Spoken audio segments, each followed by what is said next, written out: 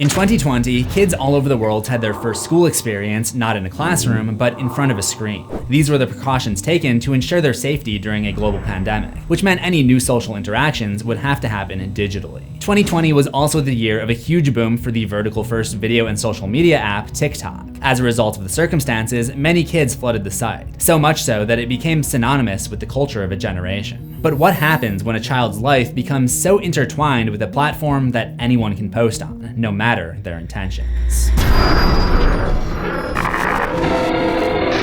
The horse is here.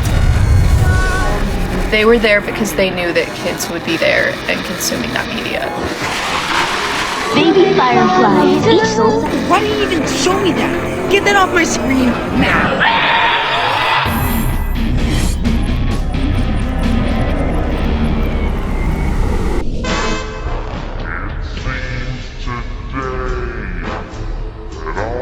As long as internet video has existed, there have been people posting Family Guy clips. The state of Family Guy clips online has changed many times over the years, and I've always found it fascinating how they reflect the current state of the internet. In the early days of YouTube, the then fledgling streaming service Hulu would post 1 to 2 minute clips from the show, because part of the novelty with YouTube was just the ability to find short videos on demand. Many fans followed suit, posting their own favorite moments. As videos got longer in the 2010s and YouTube started putting emphasis on watch time instead of just the number of clicks, Family Guy compilations became the new meta. Then, as YouTube moved into its edgy era, people found better ways to get views on these clips. So instead of simply describing the episode or moment, people would come up with their own absurd title and thumbnail combinations and edit down full episodes, taking out the parts where viewers might be likely to click away. It's actually so interesting to me that fans found a way to package the content more effectively than the creators of the actual show. Now we're in this MrBeast / brain rot era, I don't know what you want to call it, but the trend is long videos with retention editing. And again, Family Guy uploads reflect that. You're getting 7-hour compilations that cut away to a new scene like every 30 seconds so that Gen Alpha doesn't get distracted and leave the video. Of course, there is another new trend in the internet video landscape that changed the way that people view content.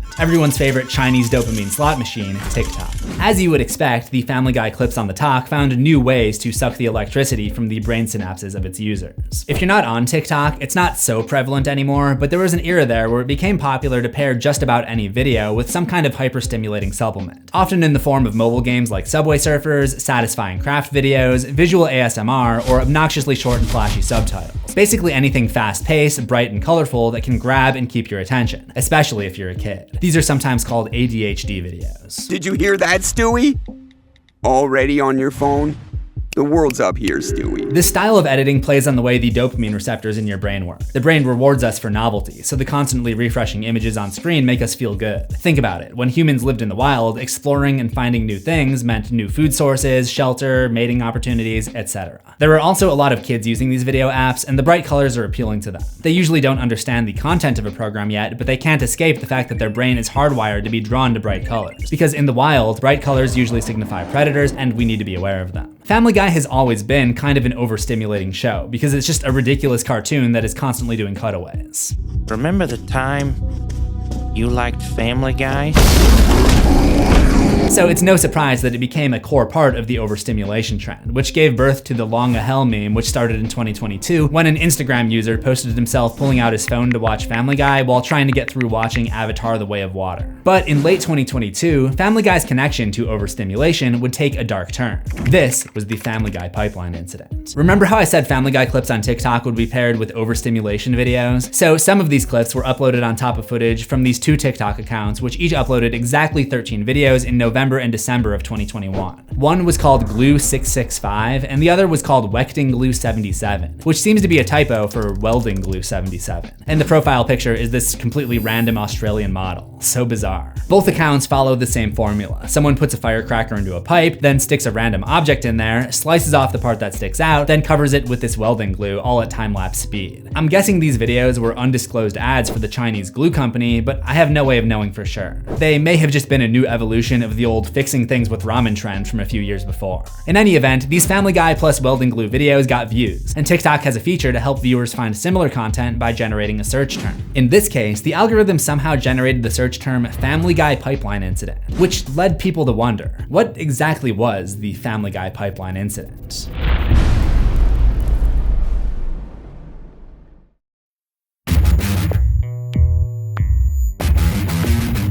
Many believed that the Family Guy pipeline incident was a new form of radicalization pipeline, which is when social media recommendation platforms show users content that aligns with content that they viewed in the past, but over the time it starts recommending more extreme or radicalized versions of those topics, and the user gets sucked further and further down the pipeline. In politics, you've got the alt-right and alt-left pipelines. In media, you've got the conspiracy theory pipeline. In the Coraline fandom, you've got the Coraline theorist pipeline. And in dating, you have the incel pipeline. So people believe that the Family Guy pipeline was just like that. You start off watching a few innocent Family Guy clips, and you get sucked into this recommendation algorithm that pulls you deeper and deeper into watching Family Guy clips. And there was actually evidence to back this up, because when you watch a Family Guy pipeline video, it'll keep recommending them to you, and it'll slowly take over your feed. The YouTuber Sevantics confirmed this by testing the theory on a new account. So I started by searching and watching a single one of these videos, and then I just scrolled on TikTok normally. And when one of these Family Guy videos would pop up, I watched it for a few seconds and then moved on. Once you enter the Family Guy pipeline, you can't leave. In traditional radicalization pipelines, users go further down the pipe into more extreme ideas. So what is the more extreme version of watching Family Guy clips? Internet users decided that it's watching Family Guy clips, but with horror. These videos appeared to be run-of-the-mill Family Guy ADHD videos on the surface, but randomly shifted into horror with jump scares, but the headaches are getting worse. unsettling glitches, Lois, I need $28,000. For what? I've decided I want to open a sushi restaurant. What?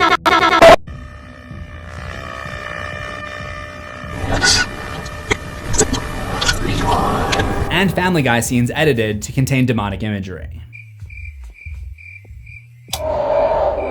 Good. So these TikTok users, helpless to just, I don't know, close f***ing TikTok, were getting pulled deeper and deeper into this pipeline. So other users decided to help by making videos that initially looked like Family Guy pipeline clips, but contained covert messaging to help victims get out of the pipeline by breaking the fourth wall. Whoa, easy, boy, easy. It's just stupid.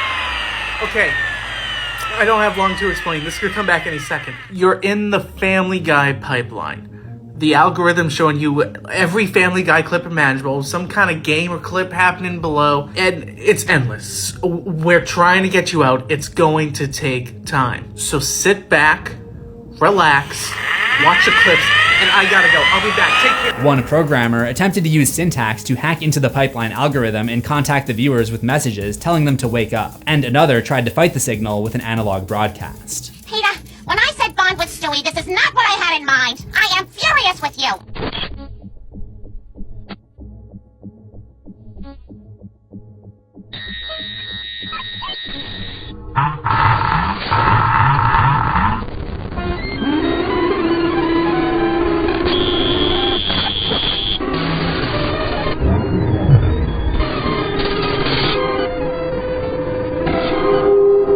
That one was a combination of the Family Guy pipeline thing and another analog horror video from 2019 called Jack Thatcher 2003.mp3. Some took a more subtle approach, using the Family Guy clip to comment on the ADHD video.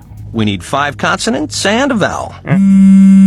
I counted in this. It's the 10th meme, and your channel's in this scene. And quite frankly, I'm getting kind of sick of it. While some viewers were grateful that people were trying to save them from the pipeline, others did not want to be saved. Don't y'all dare complain about the Family Guy clips. I can't really focus. I don't know. I need something. That's so much better. Thank you. Most of the jump scare videos are not very scary. It's usually just a generic sound effect with a color filter and some poorly superimposed images of cliche internet horror stuff. But I really like the idea of it. I imagine someone mindlessly scrolling through TikTok at 1 in the morning and all of a sudden they get hit with what they think is the millionth Family Guy clip. Hey, your Visa bill is $16,000. Somebody's... And it totally catches them off guard. I think one of the coolest things about TikTok and internet video in general is the interactivity. I think about that time that hundreds of creators came together to make a Ratatouille musical, or that time that people used the stitching feature to add on to this weird video of a couple to make it look like a hostage situation. The Family Guy pipeline incident follows the same trajectory. It started as a poorly worded auto-suggested search, and people created this whole story around it, with users being trapped in a trance and eventually saved by other creators who broke them out of the pipeline. Hey Lois, this is like that time we were in that endless void. You're free. You're out of the Family Guy pipeline. It's all over now. Your For You page is for you again. We beat the algorithm. A lot of internet horror stuff is the opposite. Someone notices a weird or disturbing piece of content, people look further into it, and it turns out to be this carefully crafted ARG made by a single artist or company. And for this reason, I think most people look back on it fondly as a fun, quirky thing that the internet took part in. But for others, it left some scars, and they can no longer come across a Family Guy clip in their feeds without worrying that they're about to be subject to a jump scare. I'm tired. It has nothing to do with the fact that it's a black show. What, I can't be tired at 1 in the morning?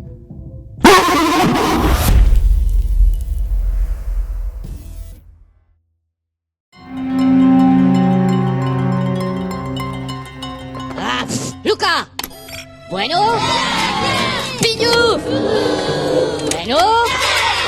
Piñu! When Runway AI released a teaser for their new video generation engine, Gen 3 Alpha, in July 2024, the main themes were realism and going to exotic places. People online were amazed with the program's ability to take us through sort of realistic landscapes, generate humans that could pass the eye test in certain lighting conditions, and provide some nature shots that were better than what people had seen from AI at the time, I guess. They looked pretty fake to me, not even a year later, but still impressive for something generated from a text prompt. But people fantasized about what filmmakers could do with this tool. Budget would no longer put a limit on creativity. Others saw it as a way to adapt their favorite books into visuals. Surely this new technology would only be used for good and would not fall into the hands of weirdos trying to traumatize kids, right? Right? Guys, enter Minion overlays. In December 2024, Russian TikTok accounts started posting videos that took advantage of Runway's video-to-video feature, which allowed you to essentially reskin an existing video using a new style. It started, as many TikTok trends do, with innocent dance videos, often imitating other trends that were popular at the time, like Sigma Baby Laughing and Hawk Tua. 1, 2, 3, 4, 5, 6, 7. These videos essentially replaced any human characters with the minions from DreamWorks' Despicable Me franchise. However, take note of what you're currently seeing. You'll notice that you're currently watching a CZsWorld video, which means that things were about to take a dark turn. According to Know Your Meme, one of the earliest known examples of the trend going nefarious was on December 14th, when a user named Bellyash, who no longer has an account, generated a Minions clip based off the Ronnie McNutt video, which originally showed an army vet live streaming his final moments. That week, the trend of disturbing videos gone Minion exploded, faster than Dr. Nefario's scooter. Well, a lot faster. Within the first 4 days, users had uploaded newly cartoonified versions of infamous gory videos. I am not going to show even the cartoonified versions of any graphic content. My video is not intended to shock or disgust viewers, aka I don't want to get in trouble with YouTube. Last month they hit me for showing a body bag. Not a body, just the bag. The thing that was literally invented to cover up a body so that people don't have to see it. Yeah, I'm still mad about that one. But the first round of Minion AI videos included slightly less despicable versions of tragic recordings, like the 2019 New Zealand mosque incident, the Wagner sledgehammer video, which shows a Russian military conflict involving a sledgehammer, someone getting blasted by a tank, several firearm discharges, a train mishap, an elevator injury, and finally, a guy going over a ledge. Again, I'm intentionally only showing the before and aftermath. And over about a month and a half of this trend, people found videos of Minions doing all sorts of reprehensible stuff. Some of which was just general rowdiness and bad behavior, and some of which were minified versions of videos you might find on the dark web. Although this phenomenon is commonly referred to as the Minion gore trend, it wasn't just gore. Many of the videos contained indecency. I saw a woman getting flashed by a guy in a trench coat, and a person having dinner in the bathroom, if you catch my drift. So it wasn't just gore, and it also wasn't just Minions. There were also Santa Claus overlays, Lego overlays, Roblox overlays, and probably others. A lot of them have been taken down by now. But the concerning commonality here is that they're all things that primarily appeal to kids. It's as if someone is trying to use these style transformations to sneak horrifying stuff past TikTok's automated policing system and deliver them directly to children. So to test this theory, I decided to try to make my own Minion video. I started by recording something abhorrent, something that should absolutely never be seen by kids. So here is that video. Hi, I'm a Minion, and I've got scissors, and I'm gonna run with the scissors.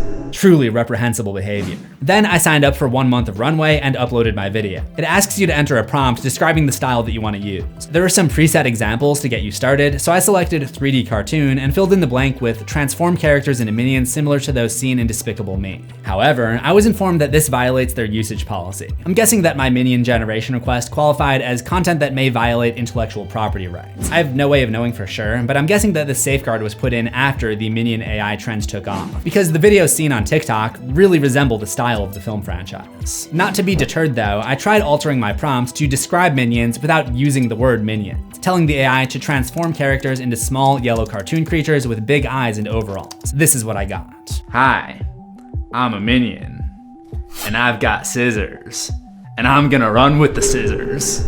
Better, but still not like the videos I had seen online. This time I got ChatGPT to generate the prompt for me. My logic being, who better to understand an AI than another AI? This actually made things worse though, spitting out some kind of plasticky Bart Simpson looking atrocity. I continued to refine the prompt manually, which got me closer to what I wanted, but no matter what I did, I couldn't get it to replace my eyes with a big minion eye. I'm sure this was easier to do before this became a controversy and before Runway started getting bad press and going into damage control. But there was definitely a point in January 2025 where you could make them look just like the minions from the movies. And don't worry, that one is just a pinata video. While I wasn't able to successfully create my own minion video, I was able to completely transform my original into something bright, colorful, and appealing to kids in a matter of minutes. It seems likely that whoever is behind all of this did so to get distressing content in front of kids, and the cartoonish overlays were a convenient way to smuggle dark subjects past the TikTok platform's digital bouncers. It reminds me of the earlier days of YouTube, where some users employed a strategy called copyright smuggling in order to get footage past YouTube's detection systems in a world before copyright claims could be disputed. One creator named MLP used a lot of Simpsons clips, so he shifted the hue so that the characters turned green, which apparently was enough to evade the Content ID system. The green Simpsons look became so much a part of his style that he still uses it today, even on himself sometimes. But is there a difference between what MLP does and what these graphic content smugglers on TikTok are doing? Probably yes. MLP's videos are transformative. They don't actually infringe on anyone's copyright. He only alters them because the Content ID system often can't tell the difference between a clip used for critical commentary and a clip uploaded illegally. In the case of Minion Gore videos, it's a little more ambiguous. TikTok's community guidelines specify that they do not allow gory, gruesome, disturbing, or extremely violent content. Typically, when content is too graphic to pass regulatory standards, then it has to be censored so that the potentially offensive portions are no longer in violation of the rules. This concept of media censorship is widely accepted and goes back as long as media has existed, from the censor bars that appeared on television to appease the FCC, to metaphorical sexual implications used in early monster movies to get around the Hays Code, to author George Orwell using animals to represent communist leaders in Animal Farm, allowing him to skirt Soviet literary censorship and speak his mind by way of satire.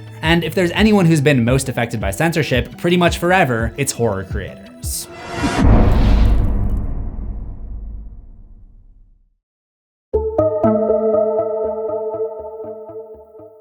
One of the things I love about horror is that we're censored so much that we've gotten really creative about how we go about it. That's why you hear the vampiric sounds of toccata and fugue in D minor whenever I let my true vocabulary slip out. Like when fucking YouTube decides that I need to censor a fucking body bag even though that already is a form of fucking censorship. So anyway, are the Minion Gore videos actually breaking the rules, or is this just another creative form of censorship? Let's see what the internet has to say about it. If you see any of the Minion AI videos, don't watch them, just scroll, trust me. That you or your kids may not realize until it's too late. Normalizing that kind of content, whether it is heavily filtered or not, is just so incredibly wrong. I cannot begin to imagine what it does to the psyche. It's even more disturbing and honestly gave me slight anxiety spikes watching it because it's Minions. The most horrific content you can think of from LiveLeak and other defunct websites. There probably are a bunch of kids that have scrolled away but are just a little bit traumatized from seeing gore on their For You page. The people posting these videos are absolutely sick. They're garbage humans. I don't know what else to call them. This has got to be one of the worst trends I've ever seen. It's devastating. The whole trend is tasteless. It is genuinely very, very, very creepy in the worst possible way. But this is not f***ing funny. This is not a joke. This is not something to put a silly little filter over. And do not go check that up. Do not look that up. Don't ever even think about looking it up, because that is insane. I'm not gonna lie, collecting the clips for that montage was a painful process. I generally agree that a problem exists here, but I still find it annoying that some of these people are so oversensitive. I literally had to listen to someone use the word pew pew instead of gun unironically. I mean, that last guy might have been ironic, I'm not sure. Why didn't you even show me that? Get that off my screen now. And as for the overall sentiment that these videos are traumatizing traumatizing for kids or even adults, I partially agree and partially disagree. Obviously, I spent a lot of time watching as many of these videos as possible to familiarize myself with the topic, and there was maybe only one that I felt was out of place on TikTok. I didn't really have a sense that anyone would be messed up from watching this stuff. After all, there are weapons used in the actual Despicable Me movies, and no one has a problem with that. I'm not saying that these are the same thing. There is something about the realistic physics of the TikTok videos that just makes them feel more uncanny, but I'm saying that it mostly comes across like a violent video game with cartoon graphics. Fortnite is very popular with kids, for example, and no one seems to take issue there until mom and dad's card gets used to buy 100,000 V-Bucks. Processing. Hello?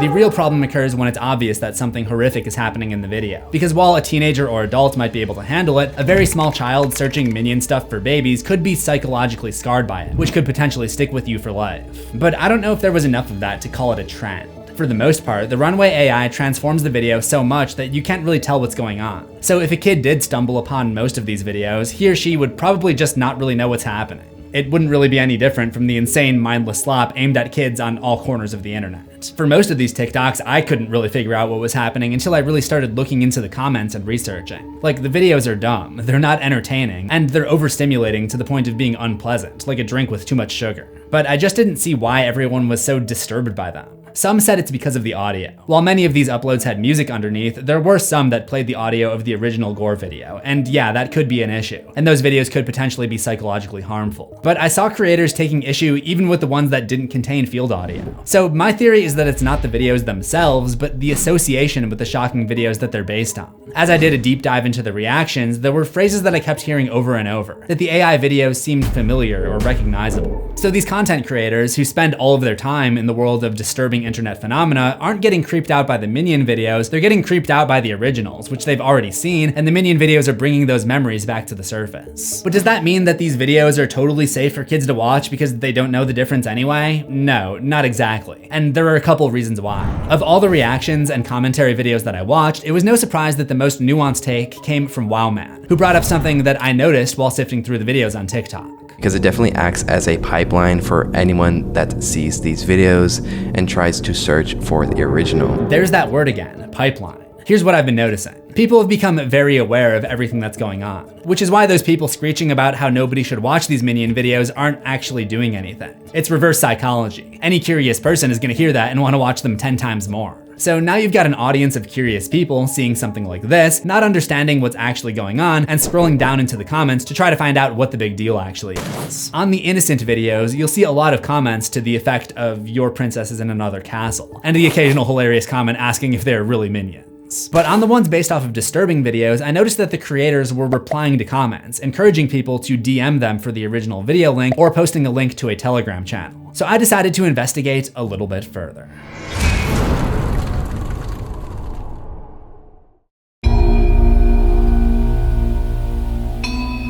As I looked into the links left in comment sections across AI Minion videos on TikTok, the most common one was this Telegram channel called Teleshock 18+. When you translate the Russian text, it says, "All applications are accepted immediately. All content is strictly 18+. Everything is taken from open sources. We do not encourage anything." Strangely, it says that there are only 2 subscribers, which certainly doesn't make it sound like they accept all applications. I tried joining, just hoping to get to the bottom of this mystery, but the join button didn't work. I know Telegram is pretty much only used by scammers, so I suspect that this was related to some kind of scam that's no longer in operation. Which actually might explain why the Minion overlay was chosen. When it comes to scams, the most susceptible groups are little kids and old people. And who are the biggest fans of Minions? Little kids and old people. Another theory of mine has to do with the fact that this trend started in Russia, and it seems to still be Russian accounts that are spreading these videos. It's possible that this was just a test. Russia is currently in the middle of a war, if I'm not mistaken, and some of the earliest clips were graphic videos from that war. Maybe this was all a test. The Russian military wants to see how far they can go if they use Minion AI videos to funnel people into videos of real war crimes. Maybe they're planning a propaganda campaign to show the world the inhumane things that happen on the battlefield in an effort to gain sympathy from people in the US. That doesn't really explain why they chose Minions though, so probably not that, but it's a fun idea. I mean, it's horrifying, but it would be pretty clever.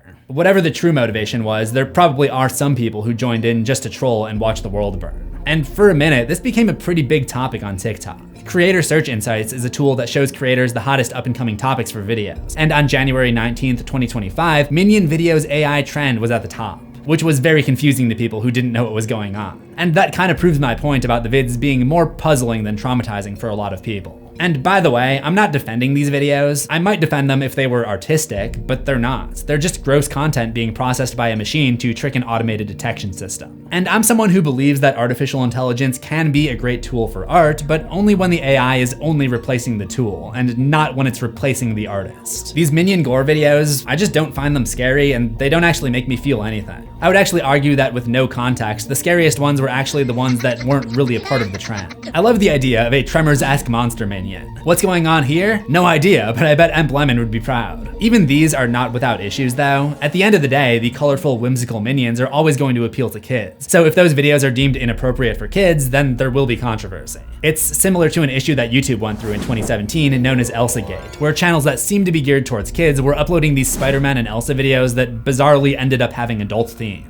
Back then, the shock value led confused kids and outraged parents to engage with the video, which ultimately resulted in more views and more money. It's interesting how TikTok is now going over a lot of the same bumps in the road that YouTube did a decade ago. Back then, YouTube instituted a new rule specifically to counter this problem, and today that rule has been clarified. Content that is made to appear appropriate for kids and families but contains adult themes will be demonetized. I imagine TikTok will do something similar in the near future. I don't want to close this section of the video on such a negative note, so I wanted to share a couple videos that I came across that tried to capitalize on the trend that I thought were pretty cool. When I saw this one come on my screen, I had seen so many runway videos that it actually took me a second to realize that it was live action. So good job subverting expectations, and good luck getting the yellow stains out of your couch. One channel used the technology to create trailers for his or her favorite movies and shows starring the Minions, which included Pirates of the Caribbean, Game of Thrones, and Vikings. Unlike those horrible AI concept trailers all over the internet that do nothing but introduce character after character. Finally, these German creators had a funny take on the fad, and it just goes to show that no amount of AI can ever replace human ingenuity.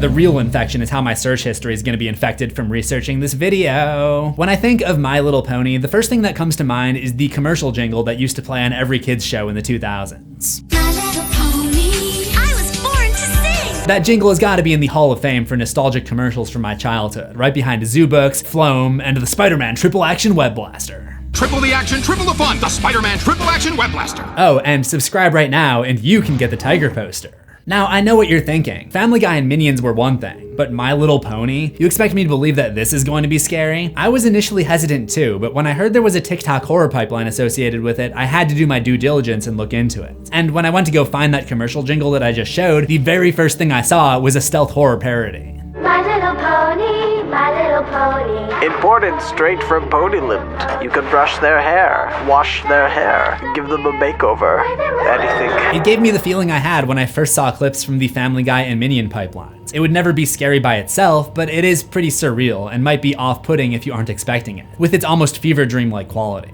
This franchise actually goes back way further than my cartoon watching days. The toys debuted in 1982 with 6 colorful plastic figures with hair sold by Hasbro. Like every big toy line in the 80s, it was promoted with its very own animated series, starting with 2 TV specials in the mid-80s before getting syndicated in 1986. My Little Pony would be the first of 5 television series starring the multicolored Mare Mob, with the most recent at the time of writing wrapping up in 2023. But despite the bright, whimsical tone associated with the brand, it shared one thing in common with a certain fictional toy line from the 1980s, the Good Guy doll. As the years rolled on, both of these brands would become steeped in horror.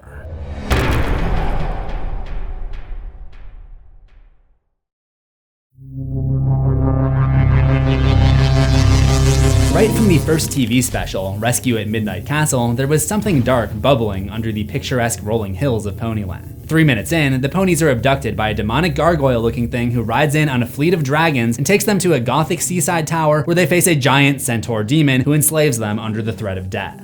From what I read, that's as dark as the canon show ever got, but the most grim aspects come from the fandom. MLP has all the usual suspects that we usually talk about during the era of user-generated content. Creepypastas, fan games, animated horror shorts, and fan-made alternate universes, or AUs. A 2006 creepypasta called Cupcake sees one of the characters lured into a secret dungeon and tortured, and a 2011 creepypasta called Rainbow Factory exposes how failed flight school students are brutally compacted and processed to create the colors seen in the rainbows around Equestria. Story of the Blanks was a moody fan game about the discovery of a remote village whose inhabitants turn into emaciated shadow creatures known as Blanks by nightfall who try to swarm and kill you. And another fan game called Luna Game came out in 2011. It doesn't really have any story, but it toys with the player's sense of reality using intentional glitches, corrupted jump scares, and distortions of the game world. Then there were the short films, like the 12 million view Hide and Seek and the more recent My Creepy Pony.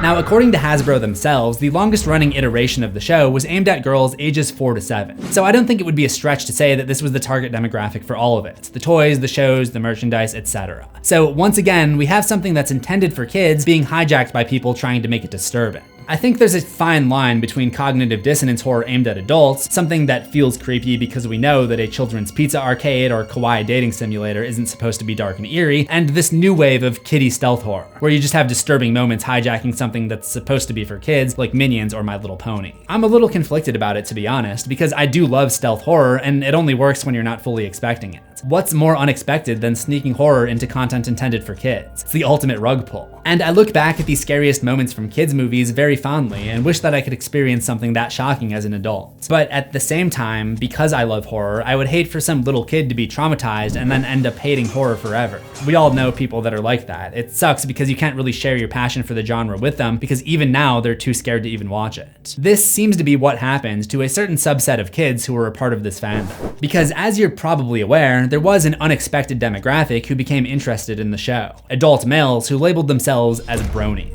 There have been many videos made by other creators about the depraved culture that is the bronies, but in the interest of time, I'm gonna focus on one, an animator called Mr. Davey. This guy claimed to be a professional animator, so his fan animations were a step above your typical source filmmaker short, and they actually looked like the art style of the official show. They could easily be mistaken for a clip or AMV from My Little Pony until out of nowhere, the ponies break out into fits of gratuitous cartoon violence. To me, this stuff just looks so cartoony that it's hard to imagine even a little kid being scared by it. And there's so many fan animations out there for IPs of all kinds that it doesn't seem like a big deal. But I think it was because the audience was so young, literally at the age where they were forming memories for the first time, and because this looked like an episode of the show, one of them even had the TV station watermark, that many kids who saw these videos were traumatized by what they saw. And also, it was 2012, many of the rules around kids content that I talked about as a result of Elsagate were not in place yet. But after this, dark MLP fan art became more and more prevalent, and a whole grimdark My Little Pony subgenre was born. So because of all of this, there was basically already a My Little Pony horror pipeline that sucked in kids looking up content about the show from 2011 to 2016. 2011 being the year after the explosion of the adult fan base, the bronies, on 4chan, and 2016 being the last year of unrestricted freedom on YouTube before the adpocalypse, which is when YouTube started cracking down on horror and other types of edgy content as a misguided attempt to appease advertisers. But during that 6-year span, countless little kids must have come to YouTube and other social media sites to look up content about their favorite Happy Pony show, and due to the nature of the pipeline, they would get recommended more and more extreme variations of that content, some of which was pretty indistinguishable from the official clips being uploaded to Hasbro's My Little Pony channel. But like a horse who has just been administered with ivermectin, these parasites began to disappear. There were a combination of things that happened.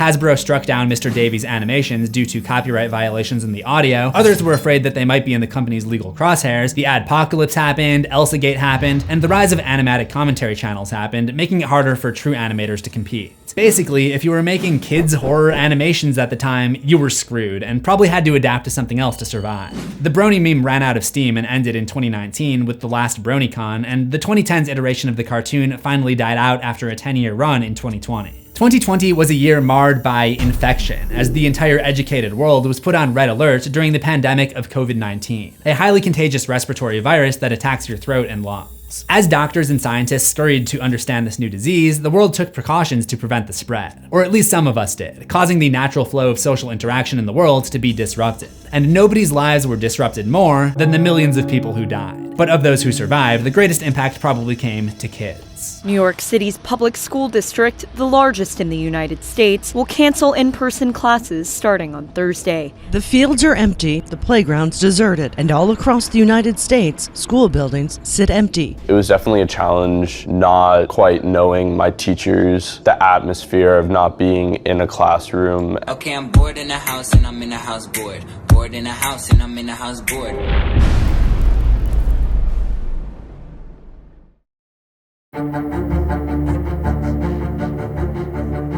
If you were a kid during the pandemic, you probably have some problems. Now, I'm not suggesting that the mental health problems inflicted on the younger generations come close to comparing to the physical health problems that are caused by COVID-19, but that doesn't mean that there aren't also lasting psychological effects when you grew up in a world where everyone outside the home is wearing strange masks, and you're conditioned to stay as far away from other people as possible due to the threat of this highly transmissible, invisible to the human eye virus. Before we knew that the virus was transmitted through airborne particles, there was some thought that it could be picked up off of surfaces. So everything had to be sanitized, and on top of that, normal coming-of-age benchmarks like birthdays and graduations were put on hold as adults panicked and kids had to come to terms with the deaths of their loved ones from a very young age. It's not hard to see how there might have been some lasting anxiety around that. As all of this was going on, My Little Pony was rebooted for its 5th animated series in 2021, breeding a new generation of fans who could now stream the show on Netflix while they were bored in the house, bored. The Infection AU officially started on December 13th, 2023, when a user named Asushat from Russia, because of course there would be another TikTok horror pipeline stemming out of Russia, made the original post, a carousel describing a deadly outbreak with artwork of a pony skeleton. Pestreobia,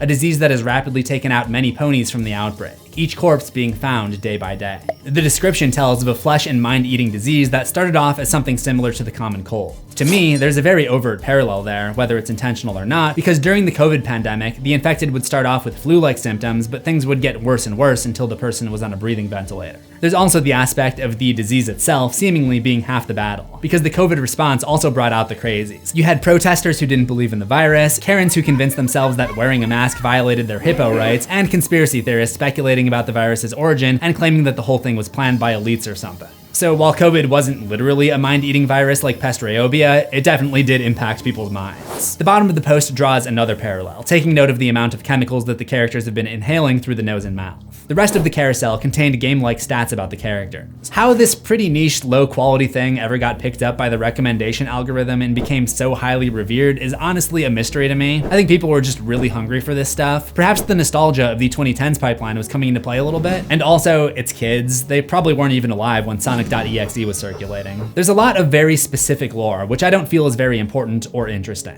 Basically, what you need to know is this fictional disease spread to other characters, causing physical distortions like rotting flesh, discolored fur, and decaying eyes. They also became more aggressive and declined mentally. Basically, it turns them into horse zombies. That's what we're dealing with here. What the f is that? The creator continued with these carousels for a whole year until the announcement that it would be coming to an end on December 26th, 2024, because, and I quote, "there was no relevant plot and I had no idea what to do for an ending." But, like a virus, this thing spread far beyond its original creator. If I were to try to put this into terms that make sense to me, I think of these original posts as a concept art book that other users could draw inspiration from as they expanded the universe with their own stories. According to Know Your Meme, Pestreobia gained about 40,000 likes in a month, but a spin-off called Smile Virus, which first debuted 2 weeks later on December 26, 2023, gained over 500,000. It's basically used the same format, but the flesh rotting was focused around their jaws, which would eventually break off, hence the name Smile Virus. These are super I am 12 and this is deep. It's time to nap quietly and rot in silence. I'm willing to do the operation. No more running. I'm sorry it had to be this way, Apple Bloom. I'll see you on the other side.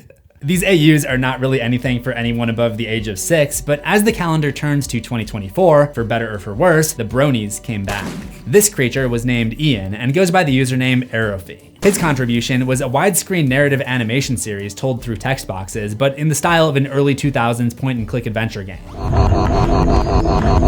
It tells a quarantine story about the yellow pony bunkering down at home and contacting her friends as the infected aquamarine pony tries to break in and get her. And no, I'm not going to be saying their names out loud. That's gay. The narrative eventually zooms out to feature other stories from the global outbreak. This series is a big step up from the others. I still wouldn't necessarily recommend watching it unironically because I just don't know who to recommend it to. Maybe if you're a young girl who's curious about horror but hasn't actually watched horror yet, this could be like a gateway thing. It's such a strange series because MLP Infection is a pretty silly, ridiculous concept, but in this, the yellow pony kills the infected with a shard of glass and has to contemplate the weight of murder. I do think the format has a lot of potential. It seems to be created with limited animation on top of web-sourced images, which at the very least can create some ominous-looking scenes. I think it creates a second layer of cognitive dissonance horror. Just as there's something uncanny about horrific images appearing in the sunshine and rainbows world that they inhabit, there's also something a little bit off-putting about mixing mediums that don't usually go together. In this case, 2D animation and live-action photography.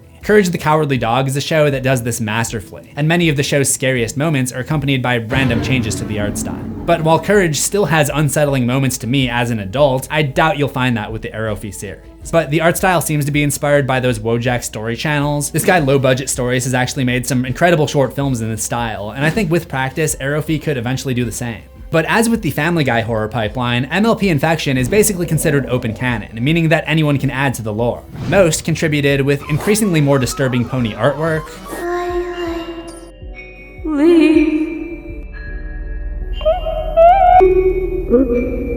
in-universe PSAs,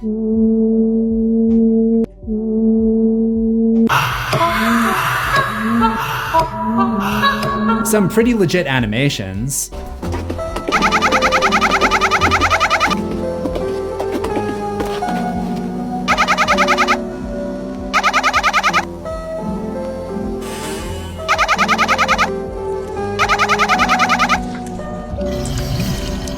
and of course, some cheap jump scares. Are you feeling all right?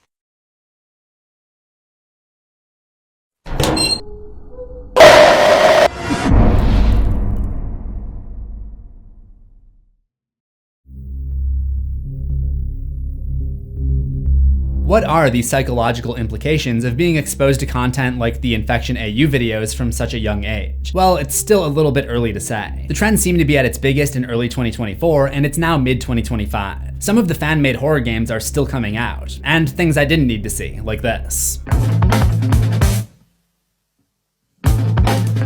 So if you were a 3-year-old who likes My Little Pony and you accidentally stumbled onto some creepy Infection content, you are now a 4-year-old and probably have not yet processed the horrors of this world. It seems like most of the creators I found who discussed their mental scars from the original 2010s pony pipeline didn't really realize their shaking and convulsing at the sight of a cupcake pan actually might not be the most normal behavior until they were a little bit older. Since I was a baby, I watched the show and I played with the toys, and I was a huge fan up until I was like 10, I believe. So for most of my life, I had a really big fascination with these cartoon horses. Why am I randomly just bringing this up now? This show has long ended and there's literally a whole new generation of My Little Pony. Basically, recently I saw a TikTok on my For You page that inspired me to make this whole video. It reminded me of my very first experience with the internet as a small child, and she brings up the fact that these men violated a safe space for children by exposing them with gore and wrong, which is basically adult media. We're not 5 years old anymore. I'm a teenager. The 200,000 people who like the TikTok are probably teenagers, and we're all teenagers who got traumatized by these grown men who had to corrupt, sexualize, and ruin My Little Pony for us. She goes on to talk about how she learned about the birds and the bees from unsavory content made by bronies. But I'm focusing on horror, so I'm not gonna get into that stuff.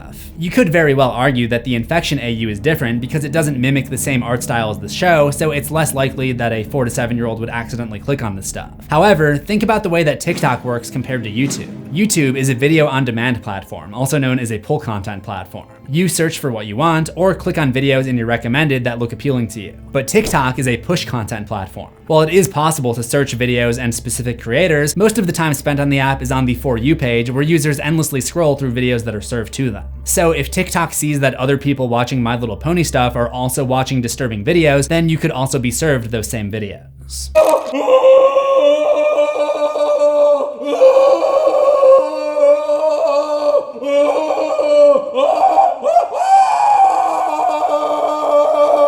And if you look at the comments on some of these Infection TikToks, like Pestriobia for example, it's clear that they're filled with kids. Why does this genuinely scare me? Like, it looks too realistic, why? Please no, I don't want to get on this side of MLP, I just started watching the series. For these reasons, I feel like it's only a matter of time before generations Alpha and Beta have their own reckoning with the messed up content that they grew up on. Personally, I think I'm done looking into My Little Pony related. I'm gonna go cleanse myself, lift some weights, grill some red meat, watch some sports, go hang out at a construction site and whistle whenever a hot chick walks by.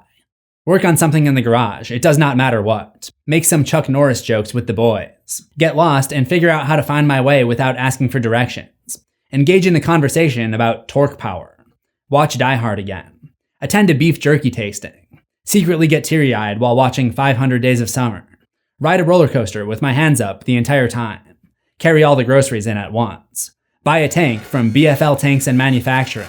A basketball game where it's shirts versus skins. Attend a Weezer concert. In this video, I talked about 3 different TikTok horror pipelines that are absolutely destroying the childhoods of today's youth. But is it really that bad? And can anything be done about it? A 2022 study by Linda Pagani, a professor at Université de Montréal School of Psychoeducation, found that watching violent TV during the preschool years can lead to later risks of psychological and academic impairment. They were more likely to experience emotional distress and more likely to overreact in ambiguous social situations. Preschool children tend to identify with the characters on TV and treat everything they see as real, she said. They're especially vulnerable to humorous depictions of glorified heroes and villains who use violence as a justified means to solve problems. Being repeatedly exposed to a hostile and violent world populated by sometimes grotesque-looking creatures could trigger fear and stress and lead these children to perceive society as dangerous and frightening. Compare that to kids over the age of 13, and the older group is better equipped to process what they're seeing, even if they're not completely immune to the effects of emotional desensitization to violence. Look at it this way. Rating boards all over the world and across all mediums have a separate rating for kids above 13, give or take a year, and that can't be random. On TikTok, you can't make an account unless you're above the age of 13, except for in the US, where you can get a limited account as a preteen. According to TikTok support, preteen users will automatically be directed to a curated experience with limitations on what you can do. I know these younger kids don't have access to TikTok's full catalog, but it seems like what they do have access to is algorithmically curated, which means shocking content masquerading under the disguise of Minions or My Little Pony might be able to get through if nobody reports it. On top of that, kids will just lie about their age or use a parent or sibling's account, so it's not exactly an all-encompassing solution. I think it's important to understand that there are definitely levels to this. I have a lot more sympathy for the Family Guy and Pony pipelines, which are both forms of digital art. The Family Guy one even more so. The show is intended for ages 14 and up and is well known to have mature humor. The Family Guy pipeline probably did more damage to the audience's attention span than anything else. The Minion Gore trend I have the least sympathy for, because a lot of it isn't even horror, it's just actual Red Room content wearing a Minion-themed disguise. I don't necessarily think it should be taken down automatically, but I do think it should be judged case to case based on the content. If you can tell that there's something horrible going on that breaks TikTok's rules, then it should be restricted according to policy. If it's based on a Gore video, but you can't tell with the Minion overlay, which is the case for many of them, I don't see it as a problem. You want to be very careful not to censor anything that isn't harmful, like showing a body bag instead of a body, for example. I'll never get over that one. The worst case scenario is actually censoring someone's hard work that doesn't break any rules. Not only is it demoralizing, but at that point you're censoring speech and opening up an ethical and legal dilemma. The AI stuff does not contain any hard work, but you have to be very careful censoring AI nowadays due to how hard it is to tell the difference between AI and a human creation. That Swamp Fever creator that I talked about, etc., had her stuff demonetized because TikTok thought it was stolen content. A bunch of my videos have been freaking disqualified from the Creator Rewards program due to originality. And I know plenty of horror narrators who have had something similar happen. They aren't using AI voices, they're just good at what they do, so their recordings sound very professional. The biggest can of worms here though, no My Little Worms pun intended, is the pony stuff. Original content that just so happens to be inspired by a show that 4-year-olds watch.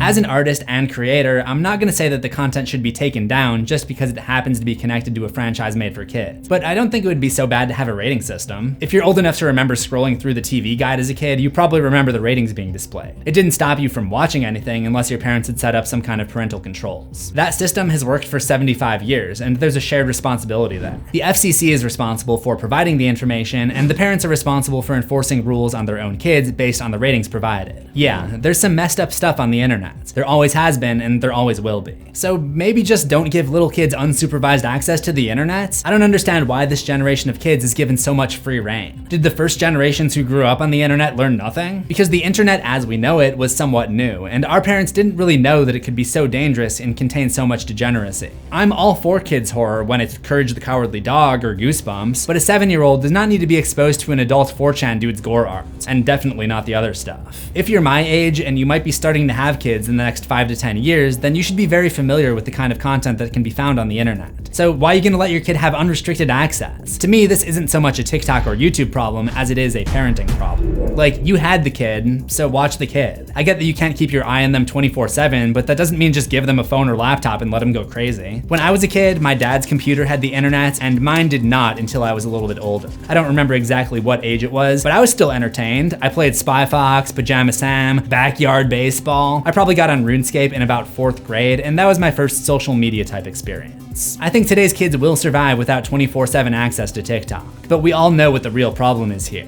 Lazy parents. I already talked extensively about the iPad parenting phenomenon in my Megan analysis, so I'll try not to retread too much here, but we've evolved for hundreds of thousands of years to bond with our parents as kids through human-to-human interaction. You can't replace that with technology. Shocking news, giving your kid a phone and letting him or her consume an endless amount of 60-second brain rot videos is not the type of socialization that helps the brain develop the way that it's supposed to. Now, on the other end of the argument, I don't think today's kids should be completely barred from the internet until they hit 13, because the web is a huge part of modern life, and if they aren't learning to navigate it, they're probably going to be screwed later on. I think growing up on the internet and making videos from the age of 13 was overall a great thing for me because I developed the skills that are now literally my career, and I discovered my interests that are now my personality. All I'm saying is that it should probably be a smaller part of kids' lives than the 2 to 3 hours most kids in the US are spending on the talk these days. And the parents should probably be there supervising to make sure that the kids are using social media to express themselves and explore their interests as opposed to going down a radicalization pipeline or worse, coming into contact with harmful people.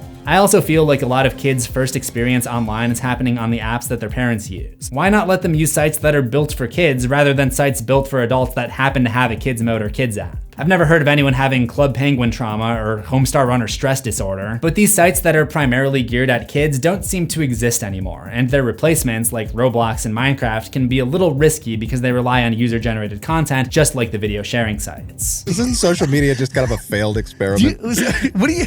Are you not on Instagram? I do have Instagram. I just think the whole thing is just, it's just a mess. I guess we shouldn't be surprised that the guy whose show became the banner example for ADHD on the internet isn't happy with how things turned out. I won't deny that some of the content we talked about today is cool and delivered some fun and mostly harmless stealth horror concepts. And I do have to add, I think it's funny when kids get scared, and experiencing some scary stuff is a normal part of growing up.